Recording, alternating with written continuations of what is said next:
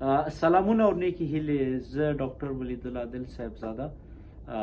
د هضمي سیستم او د ځیګر د ناروغیو متخصص د هندوستان هېواد څخه یو ځل بیا ستاسو په چوپړ کې نننۍ موضوع زموږ د کورونا ترانسمیشن یا د کورونا وایرس انتقال د ناروغ نه یو سالم انسان ته یا د یو کس ته بل کس ته او ورسره د ماسک استفاده کول په کوم حالاتو کې باید ماسک استفاده کو او کوم ماسکونه استفاده کو. دریم پی پی ای یا پرسنل پروټیکټیو اکوپمنٹ په کوم حالاتو کې موږ استفاده کو. د کوویډ 19 ترانسمیشن یا انتقال یوازینۍ لارې تنفسي سیستم دی چې کوم ډراپلیټس د تنفس په واسطه د ناروغ انسان ته انتقالیږي یا د سرفیس نه چې په کوم ایریا کې هغه وایرس پروت دی، هغه وایرس هغه ایریا مونږ ټچ کو یا هغې سره په تماس کې او بعد د هغې نه همغه ککړ لاسونه مونږ پوزې خولې یا سترګو ته ویسو. تر اوسه پورې ریسرچ ښیي نوی سټډي چې هپاچي سټډي په اټلي کې شوی، هغوی هم دا لارښوونه کړی چې هغوی چې یوازینۍ لارې صرف همه ریسپایریټري دی. ځینې پوښتنې او د ځینې ریسرچ شته چې هیا دغه د فیکورل یا د مواد غایطه په واسطه دغه ناروغي انتقالیږي او که نه، خو هم تر اوسه پورې داسې ډیټا نشته چې که دا کنفرم کړي چې ګویا دغه د مواد غایطه د لارې هم ټرانسفر کیږي. خو اپاچي سټډي په اټلي کې شوی، هغه ډیټا ښیي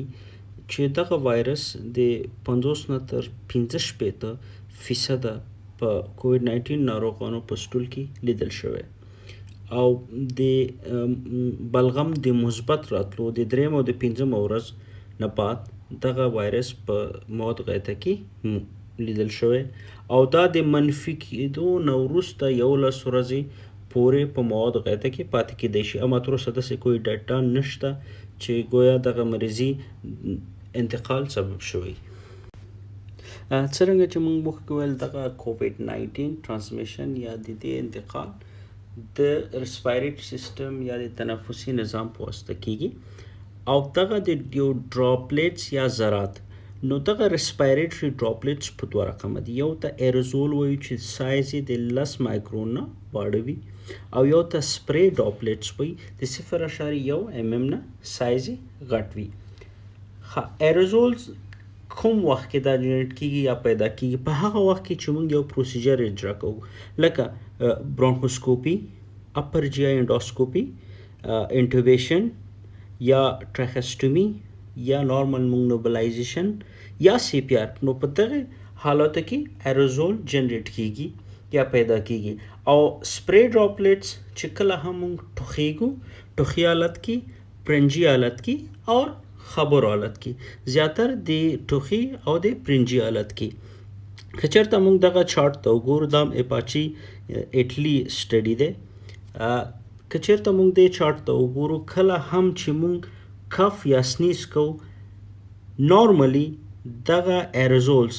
د 1.5 تر 5 متره پورې په ځمکه یا سرفیس باندې غورځېږي، زیاتې لا تر 2 متره پورې. اما که چېرته مونږ کف کوو یا سنیز کوو، پرنجی او ټوخی کوو، دا په سپری ډراپلیټس بدلیږي چې سټډي ښیي کیدی شي دا تر 2 الی 6 مترو پورې مزل وکړي یا لرې تللی شي. نو په دې مونږ او تاسو باید پوه شو چې دغه ډراپلیټس او ایروزول د 1.5 متره، 2 متره الا تر 6 مترو پورې ډېر په چټکۍ سره تللی شي. د وایرس انفیکټیویټي سټیټس یا هغه حالت کې چې کله یو انسان په دغه وایرس اخته کیږي په کوویډ 19،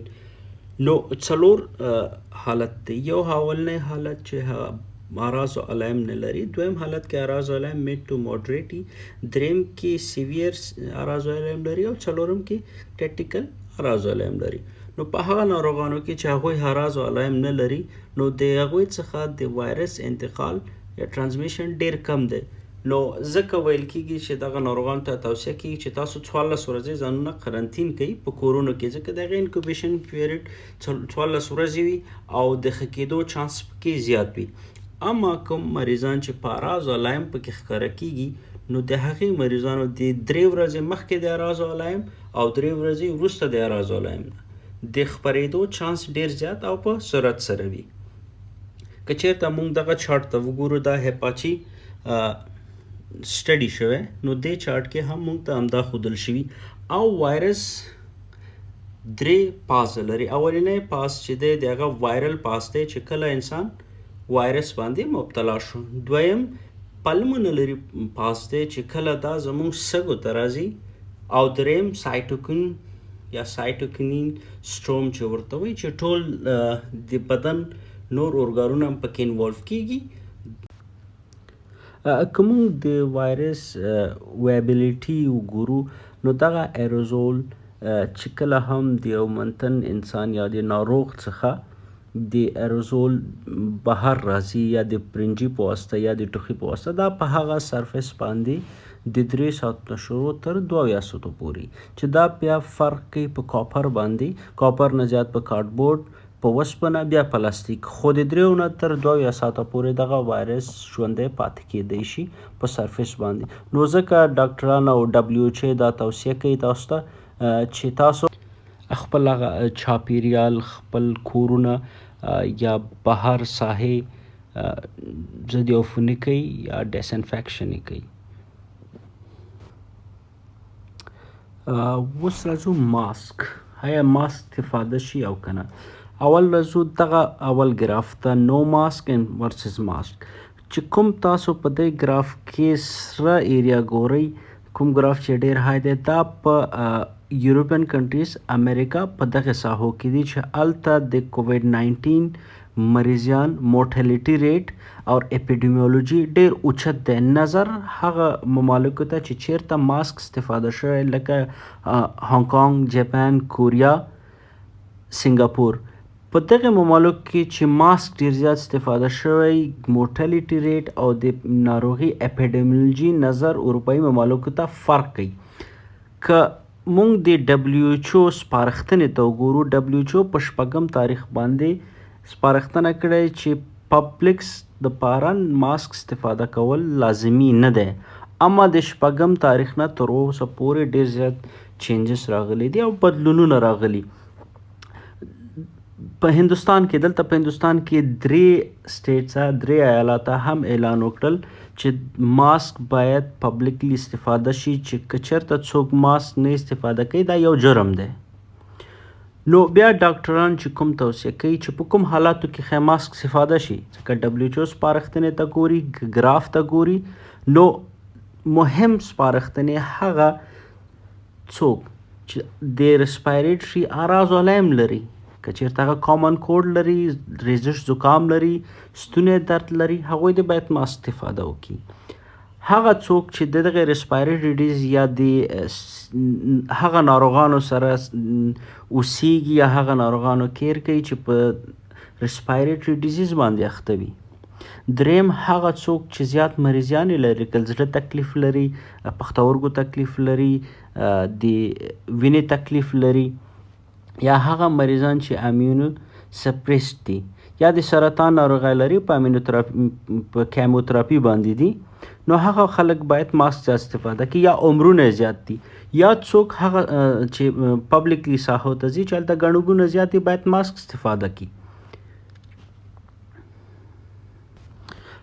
نو دې نه مونږ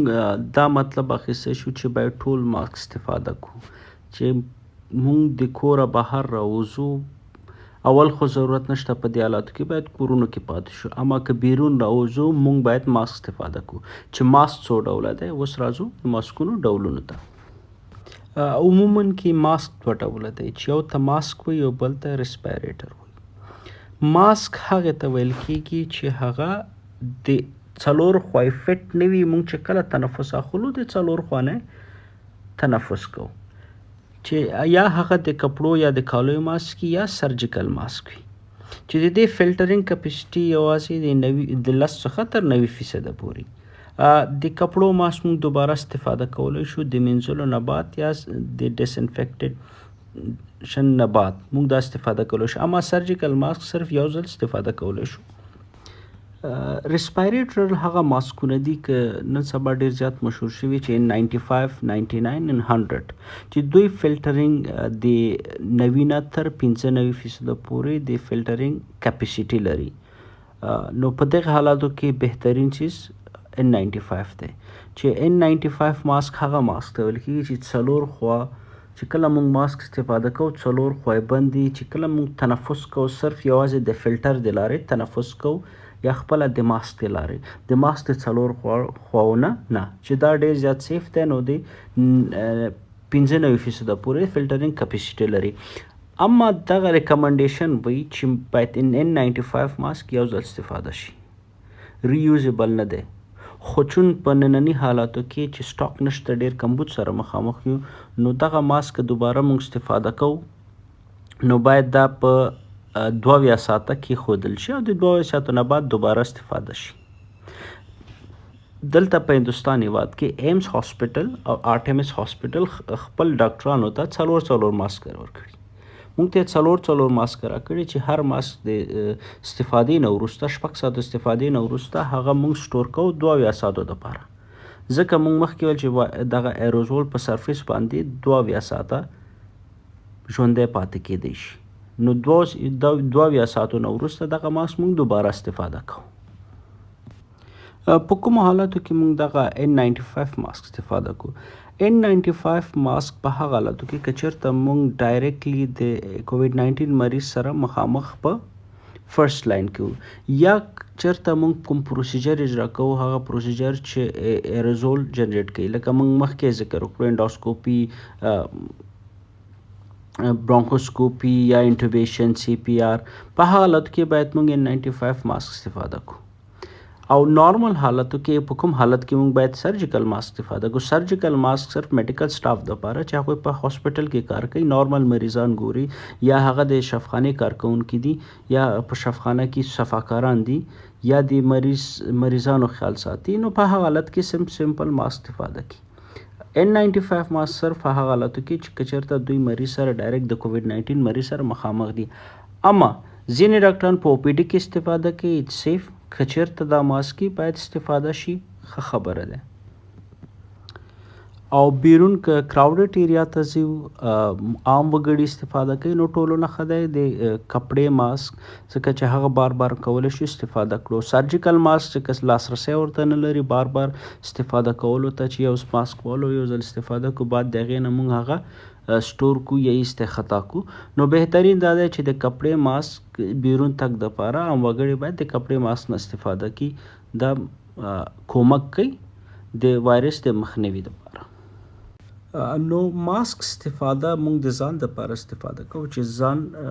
د ناروغۍ څخه وساتو او د خپل ځان څخه دغه ناروغي بل چاته ترانسفر یا ترانسمیټ نه کړو. که دغه سټډي ته موږ ګورو دلته کوم پارټیکلز چې د بل د ناروغ انسان نه روغ انسان ته راځي نو که چېرته N95 ماسک استفاده کړي نو 1% چانس دی د لیک کېدو. که چېرته سرجیکل ماسک استفاده کړی 50% چانس وي او که چېرته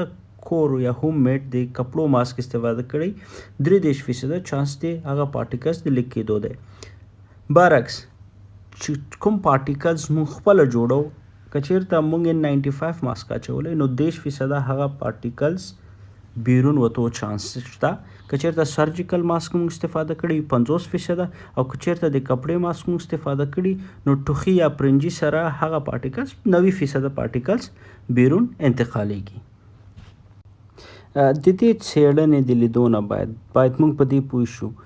چې د کووډ 19 مخنیوي دپاره یوازې ماسک کافي نه دی. د ټولو نه مهم څیز د ګڼه ګوڼې څخه لرې ګرځېدل ځانونه په کورونو کې بندول. ماسک یوازینۍ لاره نه دی او باید موږ په دې هم پوه شو که چې کله هم موږ ماسک استفاده کوو یا زموږ په مخ بریتې وي یا ږیره وي نو هغه ماسک موږ پراپر استفاده کوو. که چېرته N95 ماسک استفاده کوو هغه 4 خوا باید فټ وي نو هغه ورونه زموږ چې هغه ږیرې لري یا بریتې لري N95 ماسک استفاده کوي نو ډېر په دقت سره باید هغه استفاده کوي ځکه چې هغه باید په مخ باندې فټ راشي. که فټ رانغی هغه بیا د نارمل ماسک غوندې دی. په آخر کې زموږ هغه طبي کارکونکو دپاره ریکمنډیشن د پی پی ای دپاره چې په کوم حالاتو کې موږ پی پی ای استفاده کوو. هغه ډاکټر صاحبان چې هغه او پی ډي کې یا پی ډي کې نو د هغوی دپاره صرف ډبل یا تریپل لیر سرجیکل ماسک یا N95 ماسک کافي دی او ریګولر ګاون یو چپنه او باید دا وویل شو که چې کوم ډاکټر صاحب شفخانې ته راځي نو هغه باید د شفخانې یونیفارم واغوندي د دې دپاره چې هغه دوباره کور ته ځي نو دغه ناروغي خپل کور ته خپل بچیانو ته انتقال نه کړي. نو بهترینه خبره چې هغه راځي شفخانې ته د شفخانې یونیفارم د استفاده کړي ورسره د سرجیکل ماسک ډبل یا تریپل لیر یا N95 ماسک او ایگزامینیشن گلفز باید ډاکټر ایگزامینیشن گلف په او پی ډي کې یا په آی پی ټي کې استفاده کوي ځکه د ډاکټر لاس په میز باندې می په ډیسک باندې کمپیوټر باندې او مریض هم معاینه کوي او نقصه هم لیکي. نو په دې حالاتو کې باید ډاکټر صاحبان دغه او پی ډي آی پی ډي دپاره 3 سیزونه کافي دي او هغه ډاکټر صاحبان چې په آی سی یو کې دي آی سی یو دپاره باید N95 ماسک کمپلسري دي باید ډسپوزیبل گلفز ګاونز او خولۍ هیډ اور شو کور دا لازمي دی چې باید په آی سی یو دپاره دا استفاده کی او پروټیکټیو گاگلز یا عینکې دا به استفاده کی. په آخر کې هغه ډاکټر صاحبان چې کورو ته ځي نو باید خپل هغه سټیټوسکوپ موبایل سینیټایز کی او بیا کور ته راشي. مهم چیز ډاکټر صاحبانو دپاره دی چې کله هم دوی کور ته ځي هغوی باید شاور والي هغه کپړې چې دوی په لاره کې اغوستي ځکه په شفخانې ته راځي شفخانې کې به یونیفارم اغوندي او دوباره کور ته ځي نو کور کې اولنی کار به د هغوی شاوري پلس خپل کپړې به چینج کوي او لمینځلو ته به ورکوي ځکه په فرسټ لاین کې دي په خطر کې اول زموږ ډاکټر صاحبان دي او طبي پرسونل دی نو د هغوی دپاره ډېر لازمي دی. پاتې شو کمپلیټ پی پی ای پرسنل پروټیکټیو اکوپمنټ یوازې د هغې استثبات په هغه حالاتو کې دی که یا په عاجل اتاق کې کوم ډاکټر صاحبان کار کوي یا مریض سره مخامخ په کووډ 19 ناروغ سره مخامخ دي هغوی دپاره دا ریکمنډیشن دی. نو زمونږ هم همدا ایډوایس او سوچ دی هغه ډاکټر صاحبان چې نارمل او پی ډي کې پی پی یو استفاده کوي نو بهتره دی چې هغه پی پی ای هغه شفخانو سره کومک وکړي چې چېرته کووډ 19 یا صرف پروسیجر وخت کې چې کله هم دوی سرجریز کوي هغه سرجریز دپاره ډېر لازمي دی چې هغه ډاکټر صاحبان جراحي عملیې کوي هغه باید پی پی ای پوره واغوندي او استفاده یې کړي. په نارمل او پی ډي کې دلته هم هندوستان کې نه استفاده کیږي صرف ګاون دی یا یونیفارم دی ماسک دی او هیډ کور یا شو کور دی او گلفز دی ډسپوزیبل گلف. بل زموږ ډېرې وګړي په افغانستان کې هر وخت دستکش استفاده کوي چون دا ریکمنډیشن نه دی عام وګړو دپاره یا زموږ محترمین په